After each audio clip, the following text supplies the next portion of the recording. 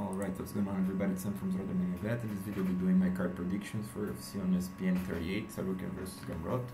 As always, let's go through the entire, all the picks and the bets that I'm having, then on to the breakdowns, alright? And in the end, I will show you guys my Patreon in case you'd like to both support the channel and know how this can benefit you, for you to make more money, to be more profitable. Stick until the end, alright? So before starting, I'd like to show the previous card results. So for UFC on ESPN 37, I end up risking 4.4 units, return 5.14, so it was a tiny profit of less than a unit. Give 70% on the card, and for 2022, if I'm counting from $1,000, now I would be having $1,170, right?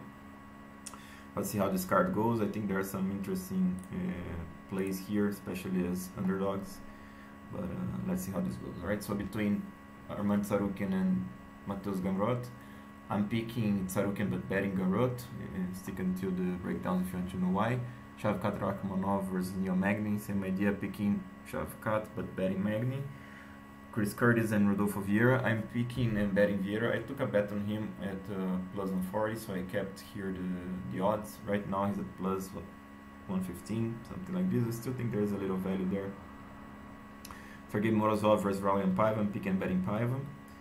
TJ Brown versus Nundarbiek Shailan, I'm picking Brown but betting Shailan. Josh Parisian and Alain Baldo, picking Parisian but not betting. Carlos Oberg and Tafon and Chukwi, I'm picking Oberg and betting him. JP Buys and Cody Durden, I'm picking Buys. I think I'm picking Buys and not betting this one. Alright, so it's not the entire card, guys. Unfortunately, this week I have been quite busy, was not having enough time to analyze the entire card, at least the way I like. I will try to do more analysis on Saturday. I think I'm gonna have the time on Saturday. Then I'm gonna be posting on Patreon the last of the bets that I'm gonna be having. Alright, so on to the breakdowns real quick. So between TJ Brown and Nundarbiek Shailan, this is an interesting matchup between two good wrestlers and grapplers. TJ, I think he has a better grappling ability, at least from what I've seen recently. Nundarbiek Shailan is another good grappler. He's also a very strong wrestler. I mean, they stack up pretty well, to be honest. Here, I think Brown is a little bit taller, a little bit longer. He's more proven. I think that's why he's coming as a quite decent favorite on the bookies. Shailan is more like just hang on a second here, guys. Let me fix this one real quick. Before. So I have this one as Brown as a 60% favorite. This would come more or less to this in American format. So where was it? I mean, I think Brown has faced better competition, but I think he has faced better competition. Like I said, you know, he has a good wrestling ability, a good grappling ability. If he can push the pace and do, you know, strike more, he can control the range, you know, do more damage. Shailan is quite passive in there, but yeah, I mean, there's a difference in aging here. Brown is now 32, whereas Shailan is 25, so there's a decent difference in aging here. You know, Shailan is not the tallest and longest guy, but he's very, you know, thickly, heavily muscled, powerful guy. You know, he doesn't impose much. The striking, the grappling is pretty good, as I said. The wrestling is also very good. You know, very difficult to stop when he starts chain wrestling. Like I said, he's very strong physically. Guys, I don't know. I mean, I'm back and forth here, to be honest. I think Brown has more chances because he can control the range. Shailan is more passive. I don't like that much. But in terms of a bet, at Shailan at plus 175, I decided to take a small betting there, right?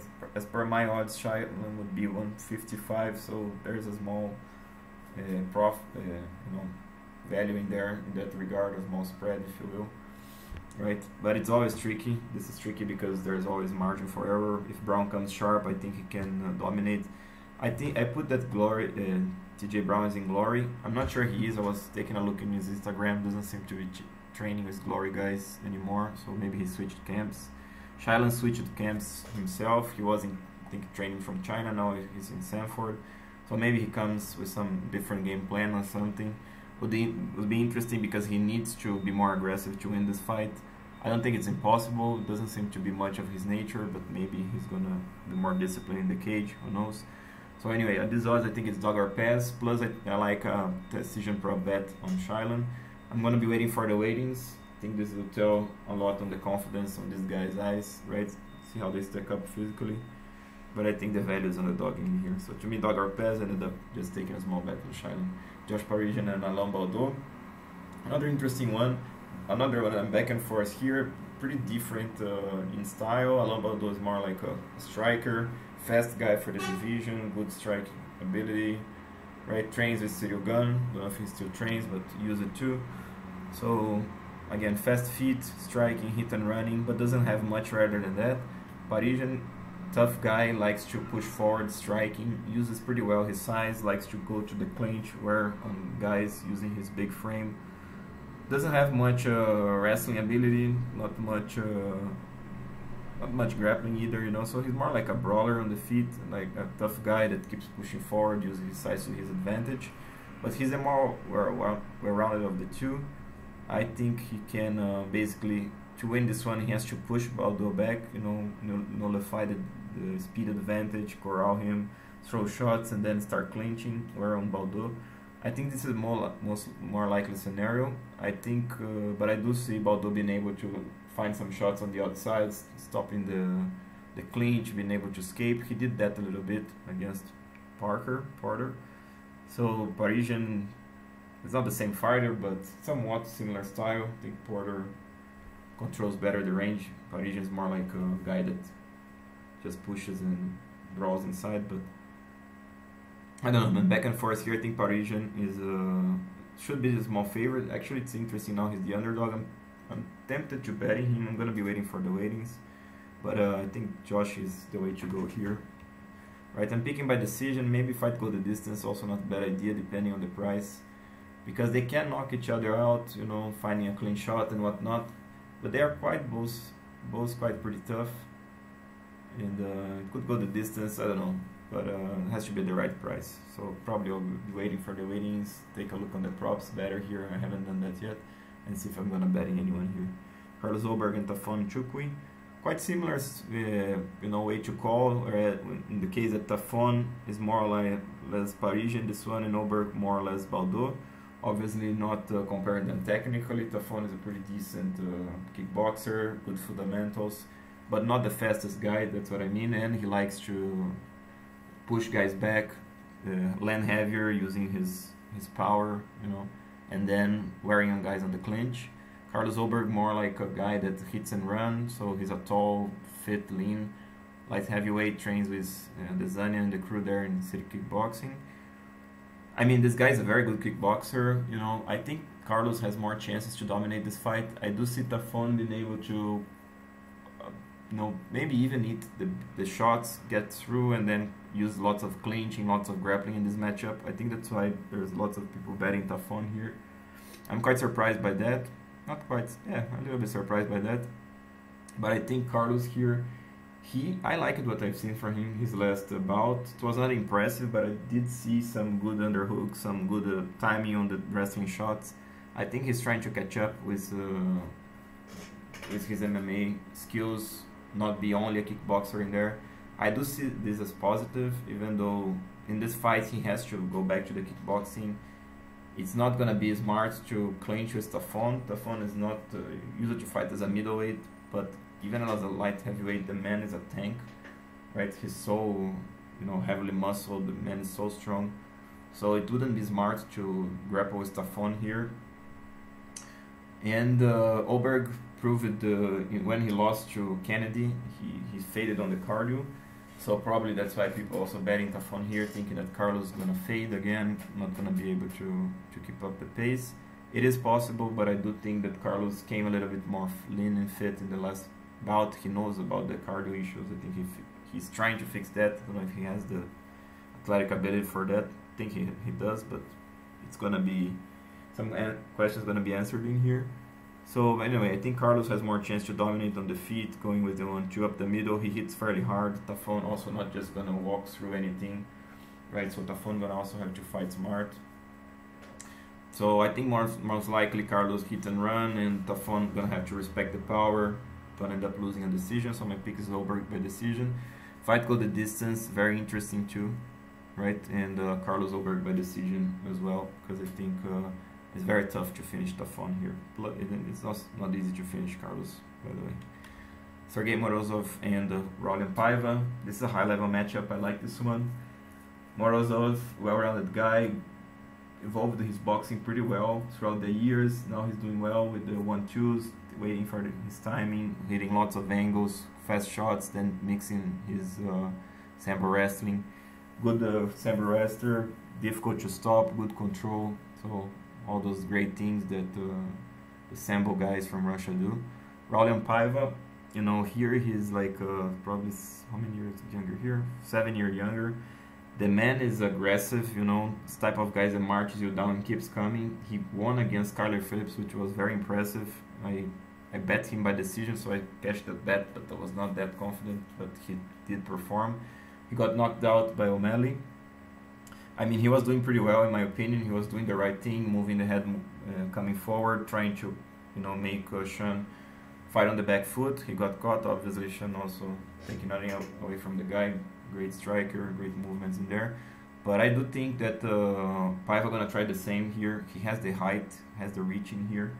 Morozov is the better wrestler, but Paiva is the better BJJ player. It's not gonna be Morozov not just gonna control Paiva at his will. Plus Paiva younger here. I think he's still hungry.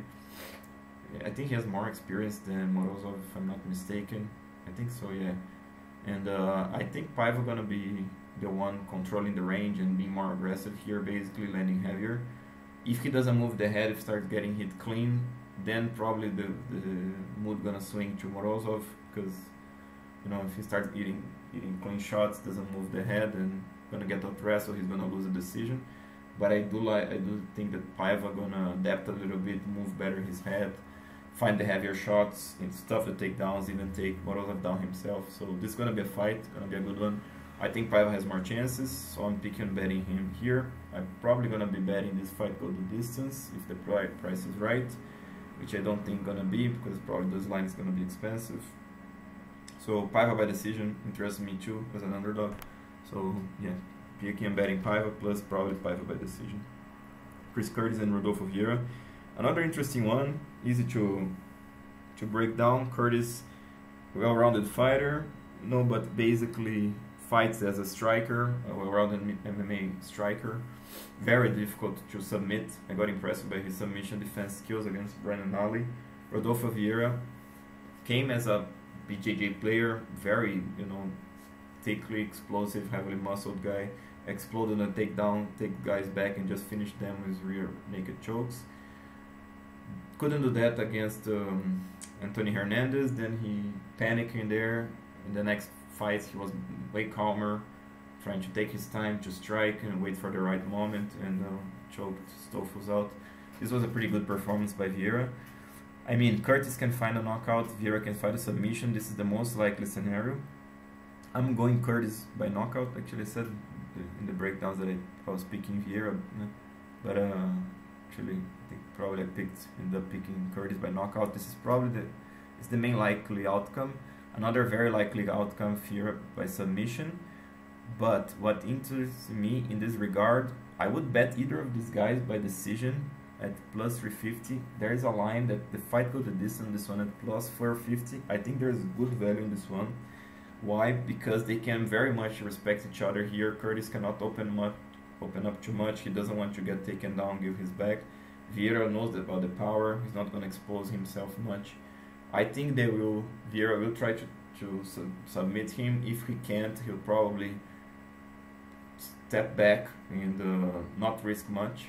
Whereas Curtis in this case, again, cannot risk that much. Obviously, he can find a knockout shot. We know that Vieira can be knocked out. We know that Curtis has power. But I don't think it's impossible that this goes the distance, right? If it goes the distance, I think most likely Chris wins. But I also think that Vieira can win a decision, right? By somewhat controlling the range. They have about the same range. Vieira can later on you know, be able to out grapple him but not submitting him, this type of thing. So that line to me it's the best prop as of now, and there are some good props here. So I like the fight with the distance here at plus 450, and my pick being Curtis by knockout here, right? And I'm betting here like I put in the other on the presentation there, right? So quite chaotic here. I think could be anything that I said, right? I just don't see knockout for Greer or submission by Curtis, but rather than that, anything can happen. Shavkat Rakhmonov and Neil Magny, high level fight again. Let's see what Rakhmonov gonna bring. I mean, I got impressed. You know, I think he has the hype for a reason. He's a tall, you know, lean, fit guy, young, controls the range, hits hard, great sambo wrestler, great counter wrestler. I haven't seen much flaws on his game, right? So basically, he has everything. Neil Magny, the veteran of the game, 34-year-old at this point, tall, long guy, fought basically everybody. He doesn't perform well when when his opponent is very physical on him, or when he cannot do his thing, like get the body lock, take down and take the fight to the ground and control the range striking. I think Shavkat has more chances to win here. Like I said, Shavkat is younger, he's much faster here, has way more power, way more chance for the finish. But you know, man, Magny is game. Magny will be there with that massive height and reach. He will wait for the right time to try to get the body lock takedown. We don't know if Shavkat can actually push hard for 3 rounds. I think I think probably he went to decision before, or never been decision. Yeah, never been to decision, that's right. So he's never been to the decision. So that's a question there. Let's see, guys. Let's see. I'm curious for this one. I'm picking Shavkat within distance, but I'm definitely betting Magny here by decision. The best bet on this one by far, right? I think Shavkat is tough enough. Even if he guesses, I don't think Magny finishes him. But it's also not impossible. Magny round 3 gets the mount if Shavkat guesses. I don't know. I don't see much, because I think Shavkat is the real deal. But anyway, Magny by decision, plus 300. That's the line. In my opinion, it's a good bet. Plus, I'm betting Magny a little bit on the money line, just in case something happens. And Arman Tsarukyan and Matheus gonna open their main event. Awesome fight, elite level, both of these guys. Tsarukyan, sambo wrestler, good striking, young, compact, strong, all the great things. I don't see flaws in his game, to be honest. Similar things that can be said about Matheus Gamrot. Massive experience himself, you know, lean guy, fit, good cardio. The striking of probably the difference is gonna be the striking here, guys, because Tsarukyan is the better wrestler, but Gamrot is no slouch there. Gamrot, I think he insists too much on the ankle pick. Actually, it's so tough to stop. I haven't seen anyone stopping that ankle pick. It's really incredible. But if someone gonna stop that, gonna be Tsarukyan, right? Tsarukyan stopped takedowns from Islam Makhachev, at least some of them, right? And he took Makhachev down, so we cannot sleep on this wrestling of Tsarukyan. Tsarukyan is also a great grappler, right? So this guy is complete, and again, Matheus is himself complete, you know, dangerous grappler, good submission skills with the leg locks and all those great things. I mean, it's gonna be a fight, guys. I think Arman should be the favorite. You know, I have him like 60%, minus 150. To me, Matheus should be plus 155. You got Matheus at plus 240 now. To me, there's value there, plus very good value on Matheus Gamrot by decision, because Tsarukyan, tough guy. I don't see a finish unless Gamrot can get him on a leg lock or knee bar or whatever. But tough to do it against Tsarukyan. So if Gamrot gonna win here, it's gonna be probably by decision. And to me, there's a decent chance that Gamrot wins. So Gamrot by decision, by far the best bet in my opinion. But yeah, picking Tsarukyan here by decision. Alright guys, so this will do for this video. I hope you guys enjoyed. I tried to break down a little bit better, but I don't have many fights anyway, and like I told you guys, been quite busy this week. Probably next week I'll be fairly busy too, but I'm a little bit ahead on the card, so hopefully I'll be able to cover at least most of the fights and upload this earlier. Alright, so if you wish to support the channel, you know how my Patreon can help you. So I have 2 tiers for you guys. This is in Brazilian reais, but this is $10, $10. This is $50. So what you have for 10, you have, obviously you can chat with me, ask all your questions, know my opinion on something, and I publish here what I'm doing So you guys have access to this material. So in here, in every fight that I break down, I put a sum up here, summary of the fight, so you guys can take a look. And this I upload earlier than the video, so you guys can take a look on these things earlier. Plus I give us some tips what I'm doing after the weightings, or which extra bets I'm taking. So just show you guys. So this is some that I took. So I ended up betting the wrong win there. I lost that bet. I got an extra on Damir Ismagulov. I also bet Kevin Holland and bet him by within the distance. So some props there, plus all the props that I took here. So this one cash, Ismagulov Kutelodze go the distance, Kevin Holland in this distance, Maria Oliveira by decision, cashed 2. This didn't cash, this both didn't cash. This was a cover bet, right? So this cancel. Natalia Silva by decision cashed as well, right? This also both didn't cash. So this is there's some things that that I publish here, right? So this material, this published place, you guys can talk to me, and for $50 you guys have line by line everything that I'm doing, so access to this spreadsheet and the props. So just show you guys how it look like. I'm actually now keeping track of the props in here. So all of those that you saw when I'm posted in here, you guys, right, when I posted here as comments, in here I put line by line. So if you trust my analysis, you can just go through here with the props and compare to the overall betting strategy, right? So here are the props that sorry, get confused here. This one, right? So how much I bet on each prop, so everything is here, and at the ending it was a little bit small profit for props too. All right, so this is how it looks like, guys, and I hope you guys again enjoyed this video, and I'll see you guys next week. Good luck with your bets. And this is Sam from Tsarukyan Bet, bringing the best, most consistent and transparent betting strategy for you.